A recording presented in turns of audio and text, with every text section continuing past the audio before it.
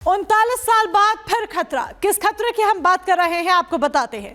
दरअसल 39 साल पहले यूक्रेन के एक शहर में ऐसा हादसा हुआ जिसने यूरोप के अंत की कहानी लिखना शुरू कर दिया था। बाद में उस हादसे को किसी तरह से काबू कर लिया गया, लेकिन एक बार फिर यूरोप उसी खतरे के मुहाने पर पहुंच गया है। क्या है वो खतरा, इस रिपोर्ट के जरिए देखिए।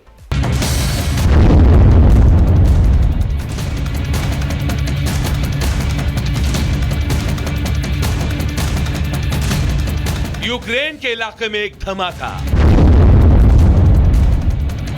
धमाके ने यूरोप के उड़ाए होश। स्क्रीन पर दिख रही ये चमक यूरोप की आंखों के लिए परेशानी बन गई है। ये धमाका यूक्रेन के किसी आम इलाके में नहीं हुआ, बल्कि उस इलाके में हुआ है जिसने 39 साल पहले की उस दहशत को दोबारा ताजा कर दिया है।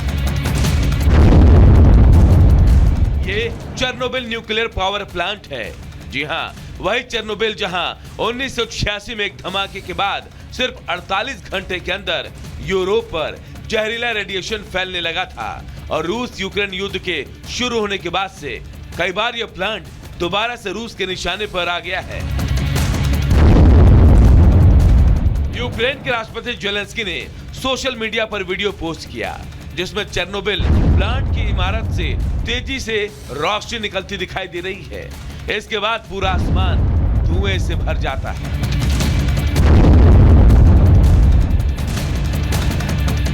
यह धमाका 14 तारीख की रात करीब 2 बजे हुआ। धमाका उस कंक्रीट शील्ड की छत पर हुआ जिसे रेडिएशन रोकने के लिए बनाया गया है।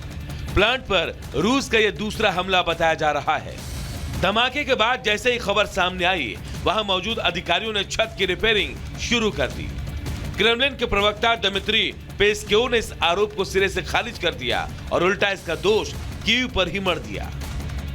परमाणु बुनियादी ढांचे, परमाणु ऊर्जा सुविधाओं पर हमले जैसी कोई बात नहीं है। ऐसा कोई भी दावा सच नहीं है। हमारी सेना ऐसा नहीं करती। ऐसा लगता है ये एक उकसावे की कार्रवाई है जो कीव शासन को पसंद है।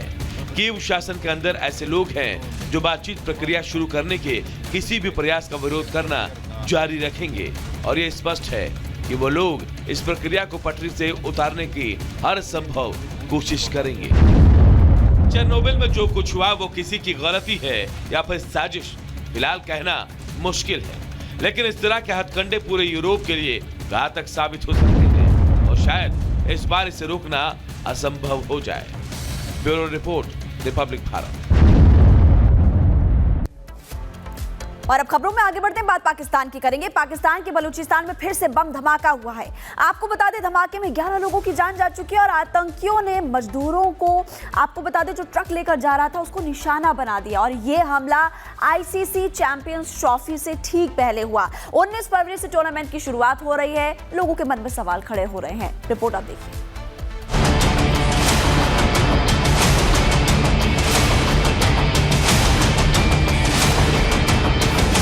धमाके से दहला पाकिस्तान। धमाके में 11 की मौत। बलूचिस्तान के क्वेटा में हुआ ब्लास्ट। रिमोट कंट्रोल से बनाया गया निशाना। पाकिस्तान में 19 फरवरी से चैंपियंस ट्रॉफी का आगाज हो रहा है, लेकिन उससे पहले ही क्वेटा में हुए धमाके ने पाकिस्तान की सारी सुरक्षा व्यवस्थाओं की पोल खोल दी है। बलूचिस्तान के क्वेटा में हुए धमाके में 11 मजदूरों की मौत हुई, तो वहीं 2 की हालत गंभीर बताई जा रही है। कोयले की खान में काम करने वाले मजदूरों को ले जा रहे ट्रक को निशाना बनाया गया। बलूचिस्तान के हरनाई इलाके में मौजूद एक खदान में काम करने के लिए मजदूरों को लाया जा रहा था। बस په دې مابین کې تقریبا په 10 منټو کې خلک راورسېدل. موږ د سیول هسپتال ته راورسېدل. خلک هلته ډېر رش کش څوک یې پرېښو نه. موږ خپل امبولانس ورته راورسول. په هغه ساعت کې 9 کسان شهیدان سوي وو او 9 کسان چې هغه زخمیان دي. په دې مابین کې موږ خپل امبولانس ته دغه سړی واچول، را روان سو. 2 امبولانس موږ پسې پسې وو، نور باندې اطلاع نه لرو. هغه په مخ امبولانسان له کوټې خواته روان. आतंकियों ने ट्रक को निशाना बनाने के लिए रिमोट कंट्रोल डिवाइस का इस्तेमाल किया था। हालांकि अभी तक किसी भी संगठन ने हमले की जिम्मेदारी नहीं ली है। लेकिन इससे पहले भी इसी तरह के हमलों के लिए प्रतिबंधित बलूच लिबरेशन आर्मी को जिम्मेदार ठहराया गया था। दरअसल बलूचिस्तान पर लगातार चीन और पाकिस्तान का प्रभाव बढ़ता जा रहा है, जिसका बलूच नागरिक विरोध कर रहे हैं। उनका कहना है कि उनके संसाधनों पर चीन और पाकिस्तान का कब्जा गैर कानूनी है। Bureau report, Republic Bharat. Delhi में भारतीय जनता पार्टी ने राजनीति की जंग तो जीत ली, यानी कि दिल्ली की कुर्सी तो जीत ली, लेकिन उसके बाद अब एक नया सियासी दंगल यहां पर शुरू हो गया है। दरअसल दिल्ली सीएम के एक्स हैंडल को लेकर यह सियासी जंग है जो कि अब शुरू हो गई है दोनों ही मुख्य पार्टीज के बीच में, यानी कि भारतीय जनता पार्टी और आम आदमी पार्टी के बीच में। किस तरह का यह दंगल है और यह दंगल क्या नया रूप लेता हुआ दिख रहा है, रिपोर्ट के जरिए देखिए।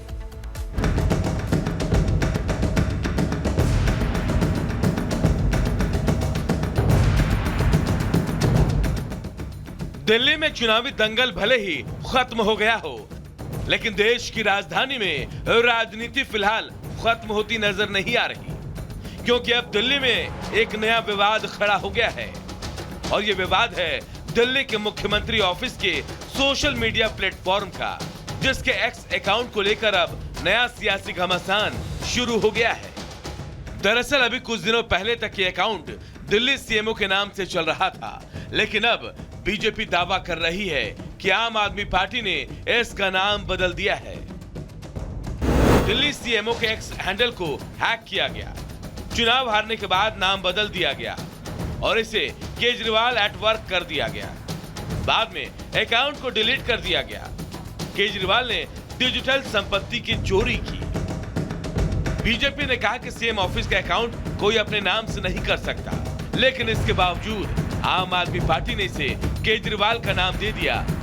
और जब ये खबर सामने आई तो आनन फानन में इस अकाउंट को ही डिलीट कर दिया गया।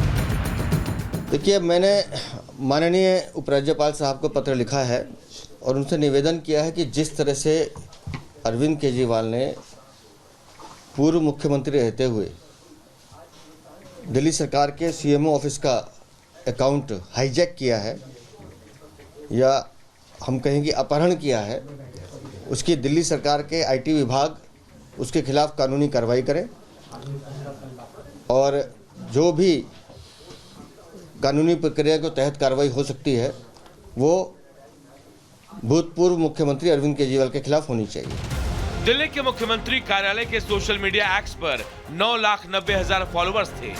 ऐसे में अब इसे बहाल कराने की कोशिश भी शुरू हो गई है।